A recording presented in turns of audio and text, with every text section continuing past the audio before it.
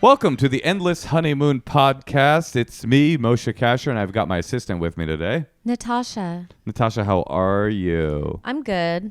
We have been experimenting with some new styles of parenting after a lovely workshop at our kids' school by this guy that wrote the Soul of Discipline.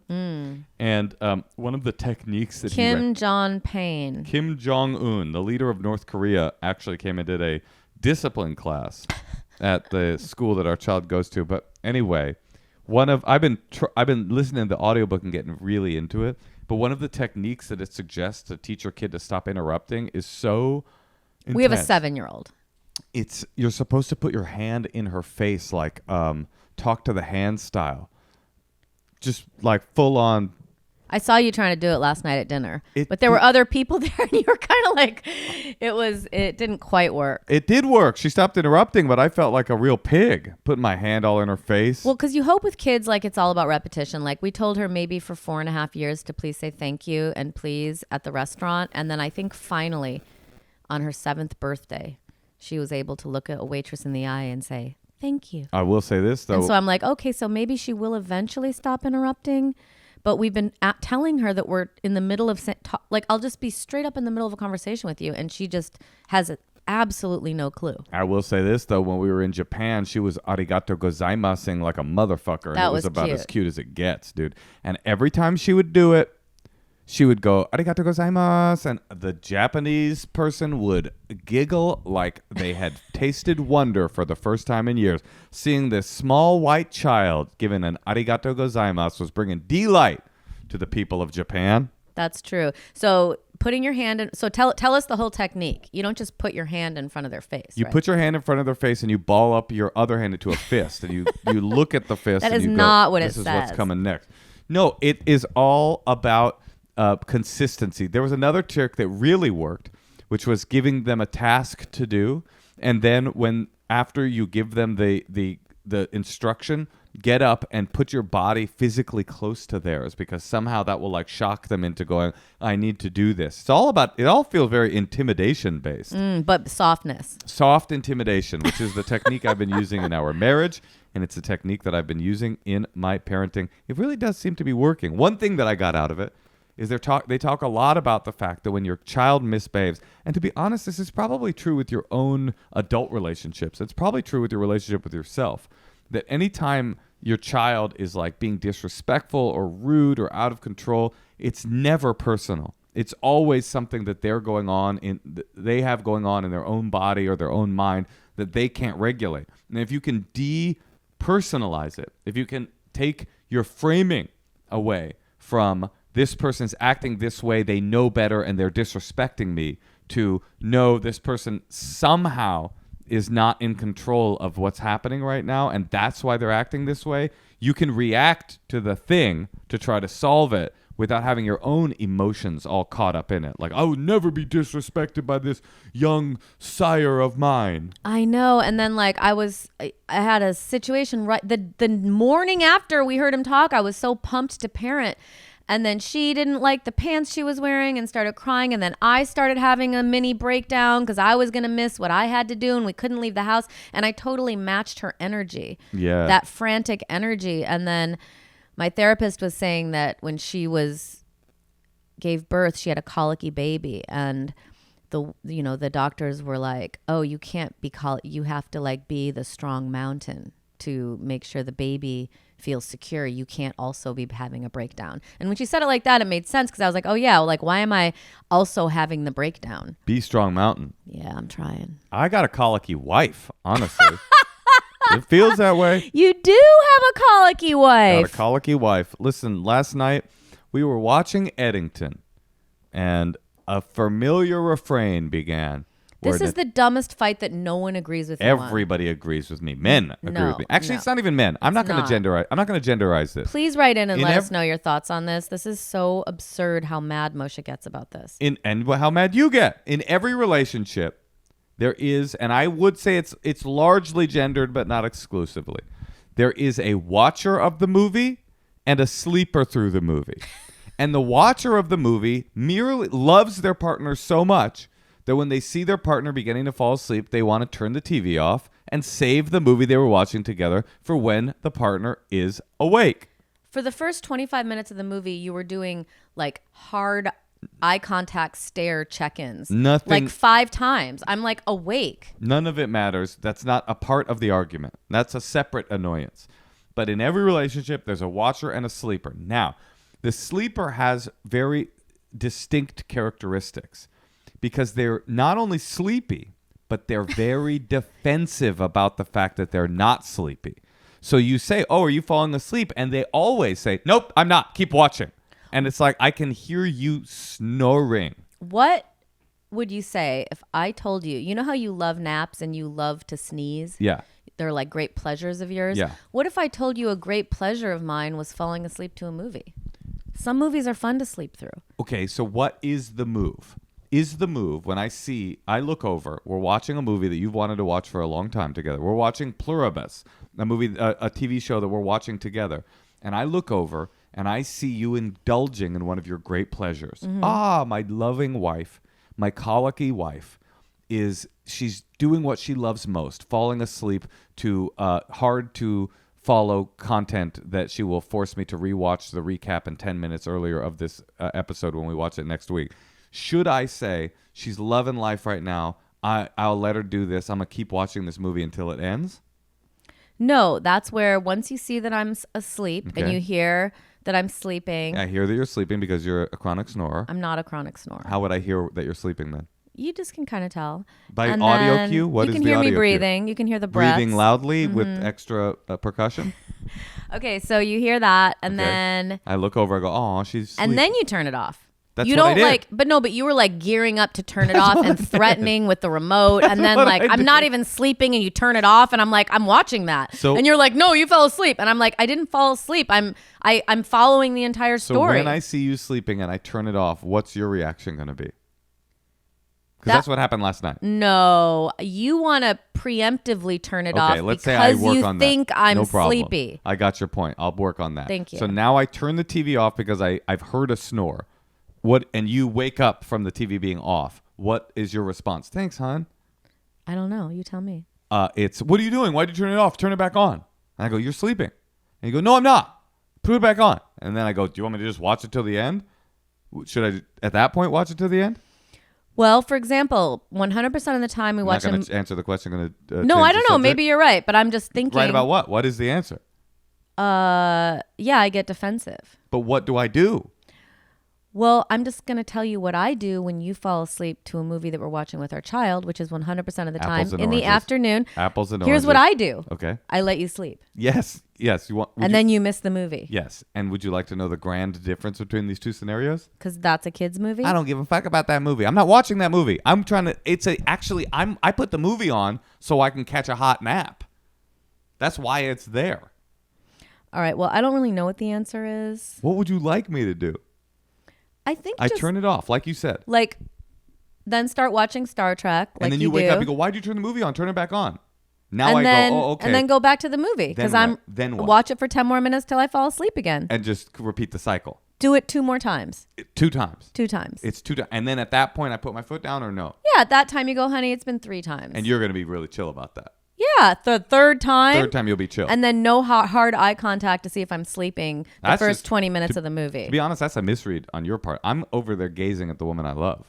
You think I'm doing forensics for your sleeping pattern. Actually, you're like, I'm going to turn it off. Nope. You're like I'm getting horny. Holding the remote like. I'm getting horny. I'm looking out and go, ooh, she looks good unconscious. You know what I mean? All right, honey. Well, listen. Listen what, honey?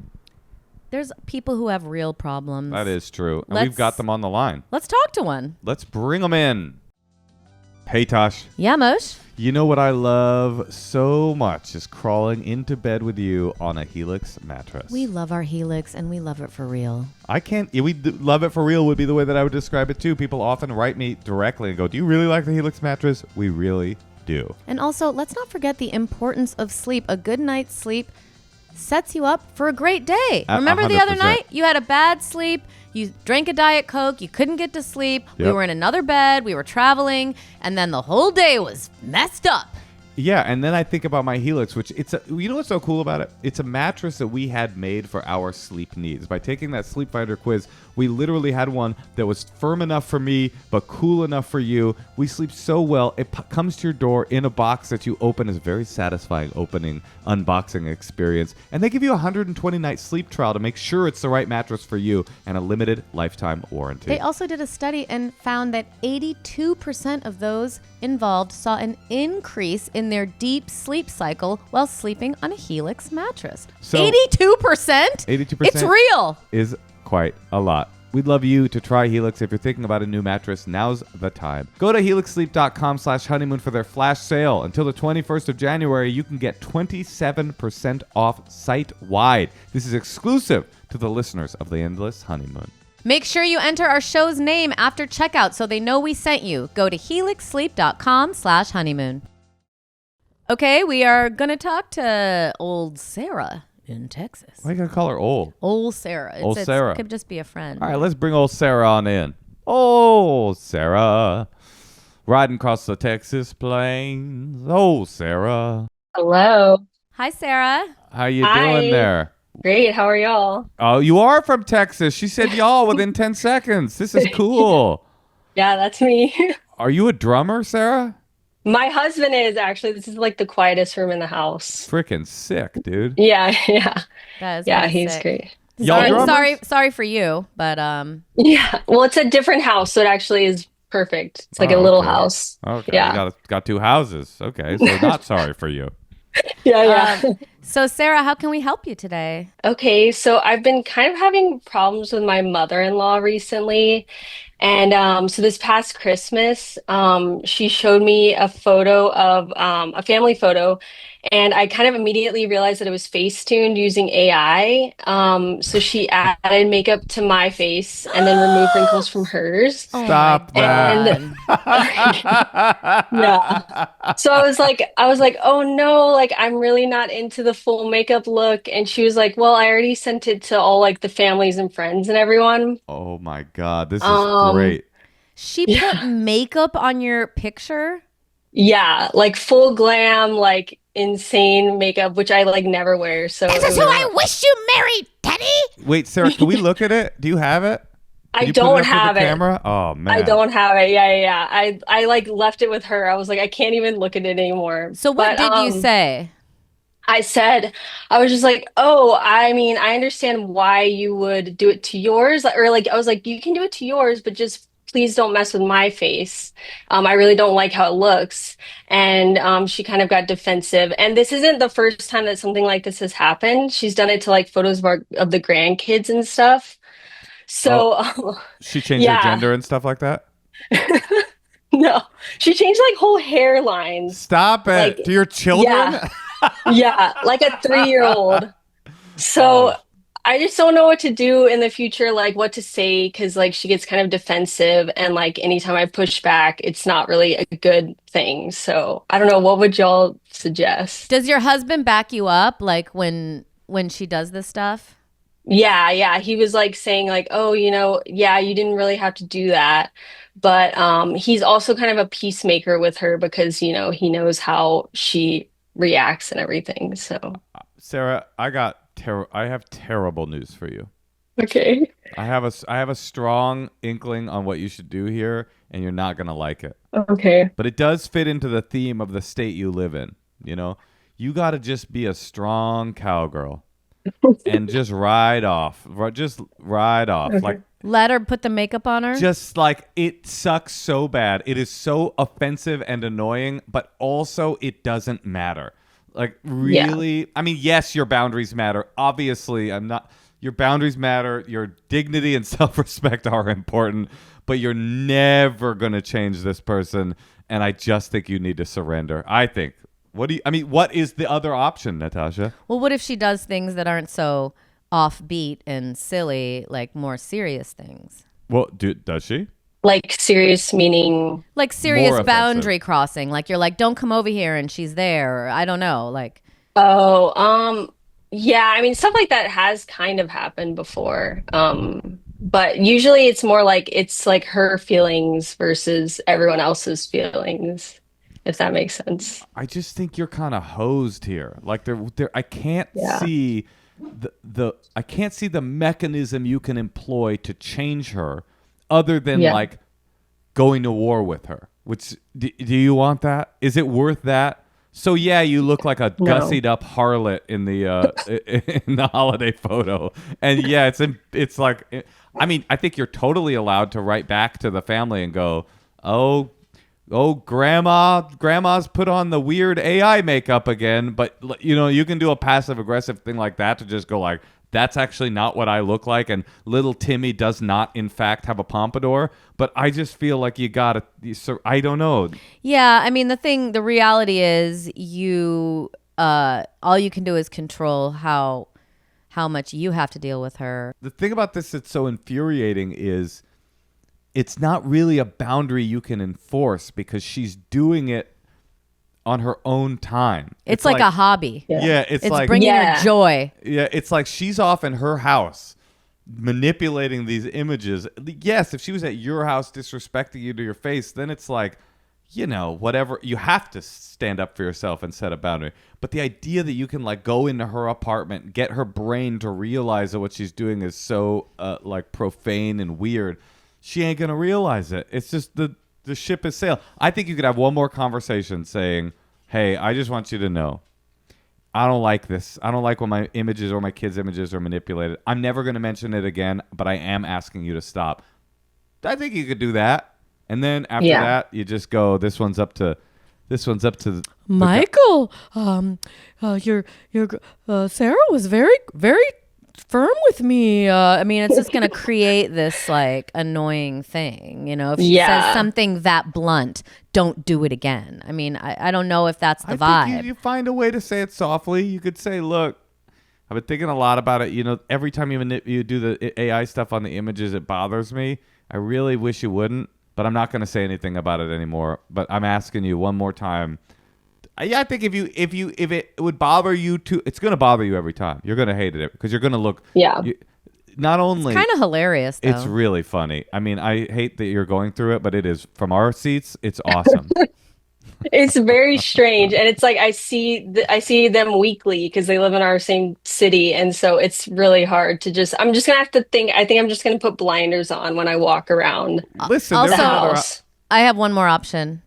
I have a word for you. It's a hyphenated word. It's bi-weekly. Yes. Get a hobby. Oh, I'd love to come Saturday. I'm actually out, but I'll see you guys next Saturday. You just start to space it out a little 50, bit more. She's not there every week. Listen, I got the nuclear option if you're interested. Because she's got her own stuff she's working on. Yeah, of course. I got the Texas option. Okay. Yeah. Which is, what's good for the goose is good for the gander. You start manipulating her images. Add some like blue makeup and a nose ring and add some wrinkles and just be like, well, hey, what is there a problem here? I thought you liked this. This is how I see you. You could try that. I know. And like the funny thing too is like she thinks that it looks good. And I'm like, we have like AI blindness. I feel like you can't tell, but I can really, really tell because I can see AI stuff, Well, also, she's old. She doesn't even get. I mean, that's what's crazy. Even if it did look good, even if you were wrong and it looked better, it's so fucking rude. I guess. That's true. Yeah. What if she was making you skinnier? Or like, I mean, it's so offensive. But I just feel like the only option is to go to war with your mother-in-law, which is never a good option, or to just go, yep, she does that, and I hate it, and I'm just sucking it up. Yeah. Yeah, no, I know y'all are right. That's exactly what my husband said. Just ignore it. And I'm like, I can't. It's hard, but yeah. Oh, it's annoying. It's really fucking annoying. It's so funny, though. Well, now your task is to get some sort of online class you take or something you're kind of going to be interested in and busy with, and just try to see those people a little bit less. Yeah. No, definitely. I will. Yeah. All right. Well, good luck, old Sarah.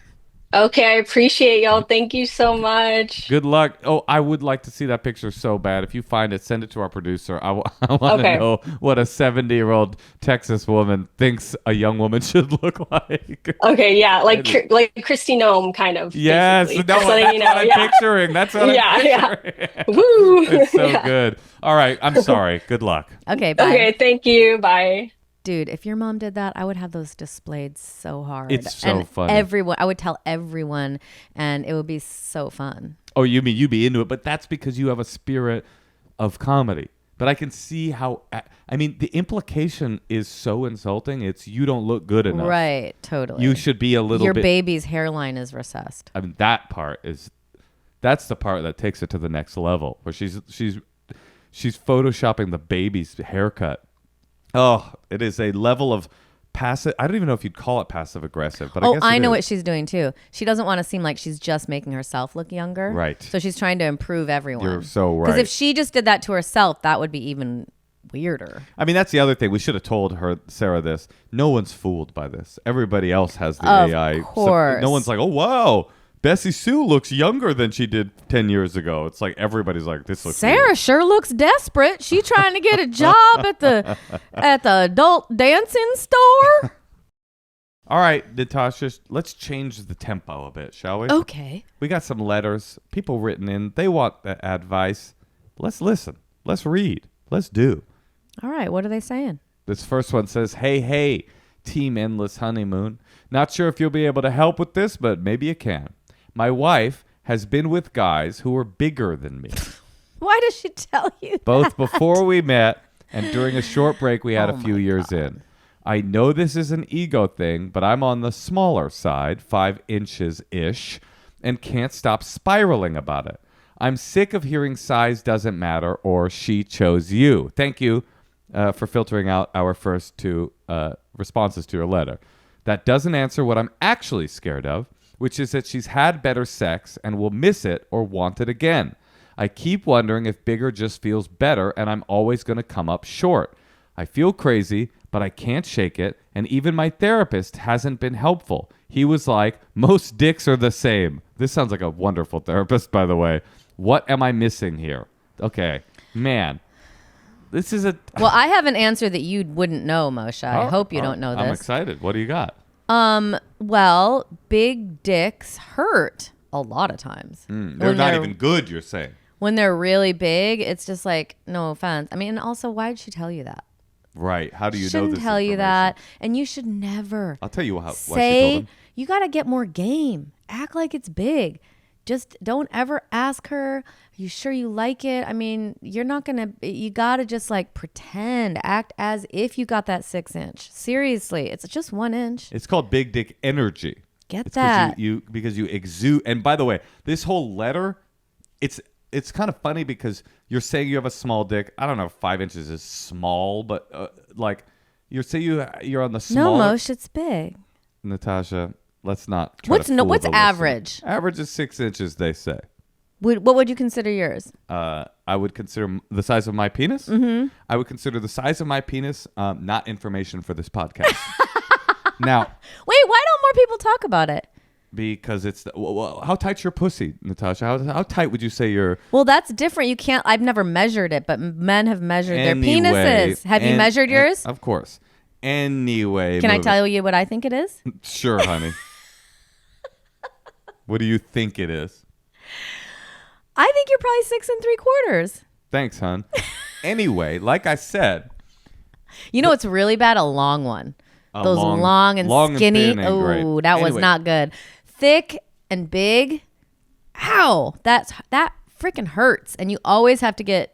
You always have a UTI. You're always having to drink the cranberry. so that's actually good information for this guy because you're actually saying big isn't just always de facto better. It's that often it's worse. I mean, I had one that was like 5 inches is good. Like I had one that was maybe in the 3.5 zone. Ooh, that ain't great. And that was like, is it happening? Is that a pinky? Is that a finger? Is that you're not really sure.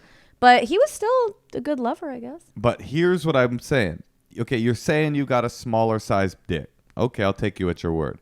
But your letter, regardless of the size of your penis, is giving off such small dick energy. Yeah. It's crazy. It's like I can't shake it. I can't I'm stop- talking to my therapist about I it. can't stop thinking about the dicks that have been in my partner. What? You're thinking about somebody else's dick? Spiraling. You're spiraling on somebody else's dick while you're fucking your girlfriend? Like, get over it, dude. Yeah, 5 is perfectly acceptable. Don't ever never mention it again. Well, and that's the problem. You asked the question at the beginning of this. Why is she telling him? She's telling him because he's bringing it up. because he's asking. How big was it? How big was that? Was it big? Stop. I mean, this whole notion that you're fantasizing about how good the sex she used to have. This is all 100% you and your fragile self-image. It has nothing to do with the size of your dick. It has everything to do with the size of your self-confidence, which is 5 inches or less. And also, still work on being the best lover you can. Like maybe she likes other things. Maybe you can find that out. Get rid of all this like spiraling about the penis and like let her sit on your face. I don't know. But actually, yeah, and your nose might be bigger than your dick anyway. But actually, actually, the real reality is like I'm reading this letter again. It's like it never occurred to you that let's take out the fact that she chose you and she loves you because that's obvious. It never occurred to you that you could actually be physically more her ideal than those big penises. It never even occurred to you. Or intellectually or creatively. But I'm not talking about that. I'm getting rid of that. Yes, intellectually and creatively. Let's say yes. But I'm saying it never even crossed your mind that your size penis is the one that she prefers because you're so busy fucking focused on these big, thick hogs that she sat on when you guys were broken up. Like, what about that? What about the fact that forget she chose you, maybe she likes your dick. Never even occurred to you that she likes your little 5-inch-ish dick? It's not little. It's, it's in the zone, let's say. It's not a freak show. It never occurred to you? That's self-esteem. Yeah, I just don't think the size has to do with the penis. I really don't. No, I mean... with the pleasure. It never... I'm more focused... How do you know the answer to this? You have not fucked a guy. What are you talking about? Have you fucked a man? No, but know the answer to what? I've been a guy. If size matters. I'm not saying size doesn't. Only a woman or not only someone. Well, why are you I'm turning thinking, on me? I don't get it. Well, we're a team here. I'm not turning on you. Well, go ahead, Natasha. No, I'm done. But I'm more talking about I've been a man and I've had a man's ego.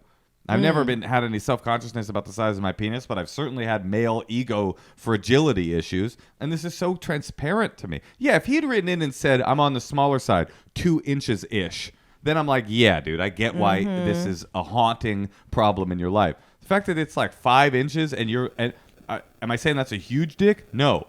Is that a small enough dick that it should haunt your every waking moment and you can never stop thinking about the fat salamis that your girlfriend has seen it? No, this is crazy. This is you. Get out of your head, dude. I have a really bad, dumb question. Yeah. Okay, so for I'm only speaking like when there's a penis in a vagina. Yeah. But for men, do you think men prefer big dicks? And if they do, isn't an asshole so tiny? It's a great question. Not a stupid question at all. It's a beautiful question. Because wouldn't you want a small? I'd want like a pinky size. I'd want a 2-incher up there. For anal, it does seem like that would be a huge advantage. Right. But I think, yes, there are I'm guessing here, physiological realities that anuses have to deal with that vaginas don't, because anuses aren't, biologically designed for insertion. But I think gay men, just like women, it depends on the person. Some guys probably like big old dicks. Some guys probably prefer it smaller. Why has it never occurred to this person that maybe she likes his dick the size that it is? Have you ever asked? I'm not curious what percentage of women really love anal. I feel like it might be like 8%. Very low. It is low? I bet it's pretty low. Why don't we find out? Can you ask? Ask who? Women? Your wife, chat. You want me to ask ChatGPT? I'll ask right now. Oh, they'll be like, I don't answer questions like that. Where's my ruler? I'm going to slap you on the head. AI is kind of a prude, but let's see what they say. And I'd say the percentage of men who like anal is 100% of gay men. What percentage of women enjoy anal sex? There are research studies that look at how common sexual behaviors and preferences are, and it's possible to answer this in a general, non-explicit, health-related way. I didn't ask that, chat. Stop with your fucking footloose rules. What do they got? All right. Roughly 30 to 40% of adult women have engaged in anal sex at least once in their life. Oh, yeah. You got to do it once to know that you're never going to do it again. Among women who have tried it, surveys suggest that a minority report that they enjoy it or find it pleasurable. That minority is the Jews. No, the minority percentage. 5%? It says approximate published ranges put it at 15 to 35% of women who have tried it. But, Wait, I said 15%. no, you said 8%, Oh, I right. do believe. Okay. Well, I don't know that we can trust ChatGPT because it literally lies. But luckily, we just used a gallon of water to find a non-clear answer. Point is, buddy, you gotta start exuding Turn this beat around. psychological big dick energy. Yeah. Because what you are bringing to the table is not just a 5-inch dick, it's a 5-inch personality. And you got to be better than that. You got to shake it. You got to. Go do ayahuasca. Go do a men's sexuality intensive. The problem is not the size of your dick. The problem is the self-confidence. You got to move past it. All right. Good luck out there, bub.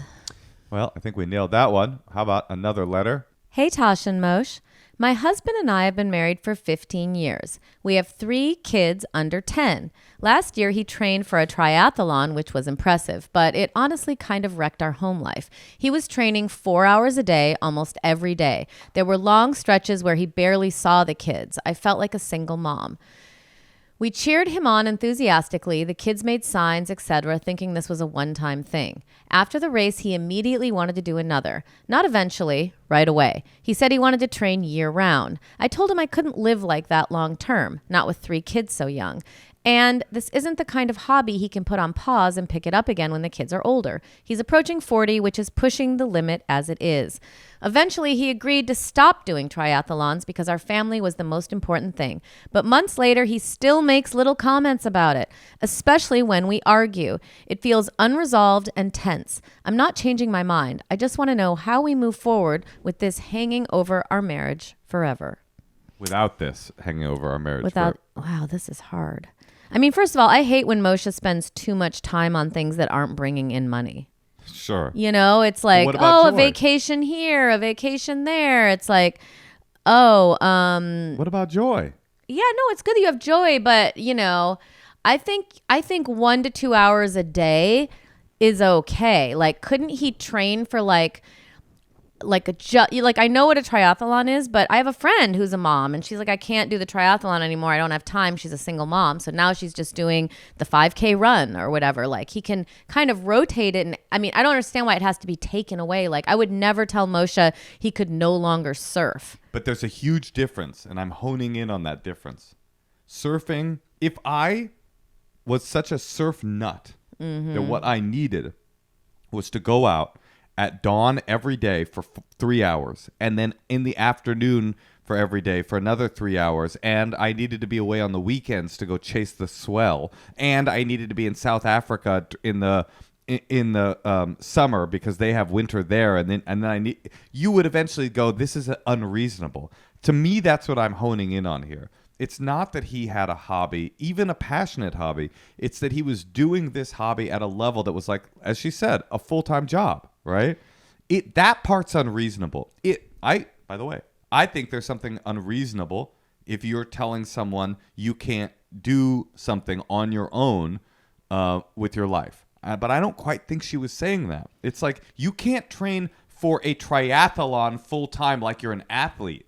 You can train for a half marathon. You can train for a triathlon poorly so that you don't get to your absolute level of mastery, right? Like, there's something that feels like this guy was abdicating his responsibilities because of the level of training he chose to engage in. Right. I mean, another thing you could do is get him a subscription to a wine club and get him drinking. Oh, start him on a habitual drinking. Well, there is something really cool about the fact that he wants to get out there. I mean, I'm always impressed with people who have that spirit to follow through and train, even though it's like a hobby. I don't do that. I mean, they jump in the freaking ocean and the lakes and stuff. But this is like, to me, this is what adulthood is. Is that you realize, you know what? I might have missed my calling. But unfortunately, I have 3 kids. I have 3 kids and I'm getting close to 40. It's too late for me to launch a new career as a full-time triathlete. It's not even a career. It's like, he's not making money from this. Yeah, it's just not a responsible choice. Like, what if I wanted to be a war journalist? we had our child and I was like, I realized I want to be a war journalist and be on site. How much would you make a year? Natasha. What? You'd be excited because of the possibility of my doom. But the point is, it's like you just can't do that. When after you've made the decisions to be married 15 years, be 40 years old, have the 3 kids.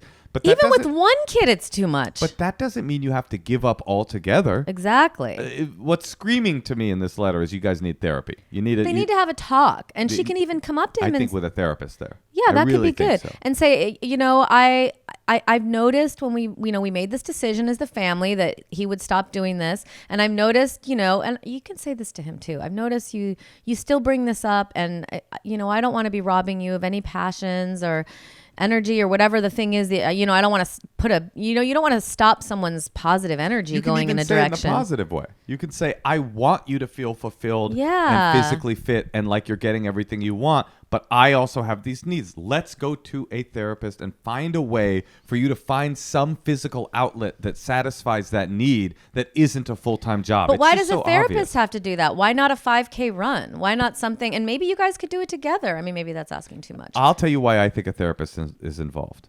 The fact that this person did a triathlon and saw, or even more disturbing, didn't see that they were leaving their family to do this stuff and then wanted to do it immediately again. Mm-hmm. To me, there's something psychologically happening for this husband that the triathlon's fulfilling that is deeper than just like, I like running, swimming, and biking. I think that's what triathletes are. You know what I'm saying? There's something psychologically happening where like, this person has a need that was fulfilling. Let's get to the bottom of what that need is and see if there's a way to fulfill it. Isn't there a triathlon version where you go slow and don't have to train as much? Also, another option is, remember Kent Alterman? I have no idea if that guy does triathlons, but we worked with him at Comedy Central, and it was in Santa Monica, and he always biked. He biked to work every day. It was like an hour and a half or something, but he biked, and he was like in it, and it like clearly was satisfying. Same thing with you surfing. You come back refreshed, and that's what you don't want to take away from your husband, because he'll start resenting you. He'll start resenting the kids. What is the outlet that he needs? Maybe he does need to like bike to work or something. I don't know what it is. There are versions of your husband being able to push his body to the limit that don't include him abandoning the family. And That's I don't just think he obvious. needs to ever bring it up again. And that is why therapy is good. It's like, I don't, there's been things I can't, nothing's coming off the top of my head right now, but things where I'm like, yeah, let's not ever bring that up again. Oh, it was anal. And you were saying that my big old hog was way too big for you to deal with and that it was a non-issue and a non-starter. If you're Anyway. a gay man and you like huge penises, I'm your man. Give me you a should shout. meet Moshe. endlesshoneymoonpod@gmail.com. I hope that was helpful. I feel strongly that this is a communication thing. It's not about moving past it. Actually, it's about turning around and confronting it. It's not about like, that was then, this is now. It's about like, let's go back to that and revisit what that was for you. Find a way for you to find that in another aspect that doesn't include you literally becoming a deadbeat dad in order to come in 62nd in a triathlon. All right, good luck. All right, Moshe, let's do one more. They deserve it. All right, one more letter, as you said, Natasha. Please help, the letter begins. I really like my boyfriend. He's kind, affectionate, shows up for me emotionally. But when it comes to sex, I'm always the one initiating. I'm the one flirting, hinting, asking for pics. He never sends something, never starts it. I've asked him directly for dick pics. Wow. When we've been apart for 2 weeks and he refuses. He says initiating or sending pics just isn't how his brain works. But after a while, being the only one who wants it out loud starts to mess with you. It makes me feel annoying and embarrassing. The only time we do have sex are when I present to him in lingerie. And even then, this one time I got this super sexy pink outfit and he saw it and said, I thought we discussed the color. I like blue. We still fucked that night, but it makes me wonder if he's attracted to me or just when I'm specifically in blue lingerie. I don't need constant sex or porn energy. I just want to feel desired without having to request it. I want it to happen naturally without me having to get into a sexy number. How can I ask for that without it turning into a chore? And how do I know if this is something that can change or just who he is? Well, I've been in this situation before in relationships. I hated it. I felt like frickin' Peg Bundy, the whole relationship. It was very annoying, and it never changed. And that's happened to me a couple times. I don't know that these things change. Well, And I think that one of the people was gay. of yours. Mm-hmm. Okay. Good to know. Do you think that's what it was about? I don't know. I'm just saying.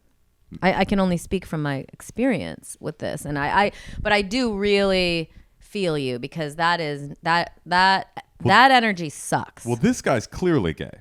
No. Because he said he liked blue.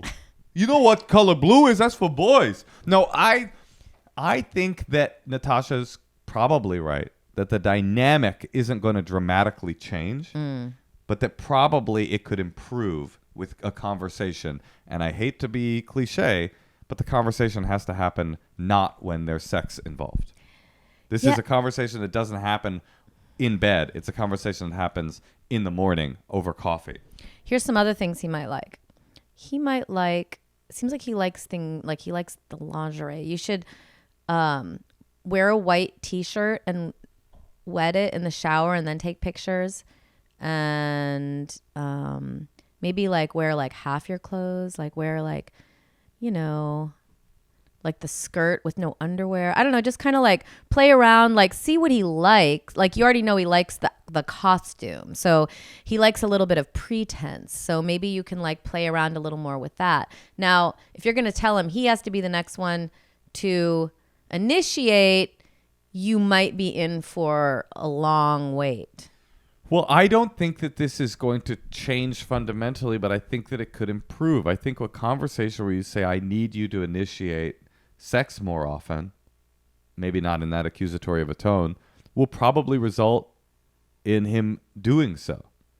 I don't know. When I said it to my boyfriend that I'm talking about, he was like, I don't want to talk about this. Well, then you get information. That's great information. If you have that conversation, I will say, and I'm not on Team Natasha here, where breakup is the thing, but if you have a conversation where you talk about initiating and he's incapable of even having that conversation, then I think you have to either end the relationship or accept the fact that you're with a sort of sexually unmotivated person who's so uncomfortable he can't even have a conversation with it. To me, that's more like time to wrap it up over here energy. Now, if you really want to go for it, you could have the conversation with him. Say, I'm going to need, I just want to feel desired, and I'm going to need you to initiate a little more. And then if he doesn't, in a month, you can say, listen, I really love you and I love how you show up for me emotionally. Would you be open to us opening up our relationship to other people, even if you have no intention? And then maybe then if he's like, oh yeah, that'd be great, then he's gay. Well, I don't know. It's like you at least have some more information. Like Totally. I'm not beneath bluffing. You know, see But where is it a bluff, or what if he says okay? I mean, maybe that is what you but need. she's like really into him, and what happens? It really does a number on your self-esteem when a guy who wants to fuck anything, usually your partner doesn't want to have sex with you. I'll tell you what would really do a number on her self-esteem. She has that conversation. She says, let's open up the relationship. He says, that sounds great. And then he starts fucking somebody regularly and initiating. Well, it's better to know that stuff when you're in your 30s. I totally agree. No, I agree with the basic point that you're making, which is that this woman is on a, maybe you don't even know it, but you should be on a fact-finding mission now. Yes. Is this changeable? Is it adjustable? Can he change? Can you open up the relationship? Do you want to open up the relationship? Does he want all of these? You need more information. Maybe that's with a therapist. Maybe it's just the two of you. But our advice is always don't have this conversation while engaging in sex and sexuality, because then people's embarrassment and inadequacies come up. Have this conversation on a time when no one's horny and see what information you get. Natasha, I'm getting horny just thinking about all these small dicked, no dick pic sending, sexually uncharged, and triathlon sweat dripping partners everybody has. I think it's time for us to retire to the bedroom. Do you know that my walk-on song for a couple years when I was doing stand-up was "Don't Want No Short Dick Man"? That's funny. I do like that song. Natasha, let me show you a short dick man now by ending the podcast and telling you I love you. Love you too.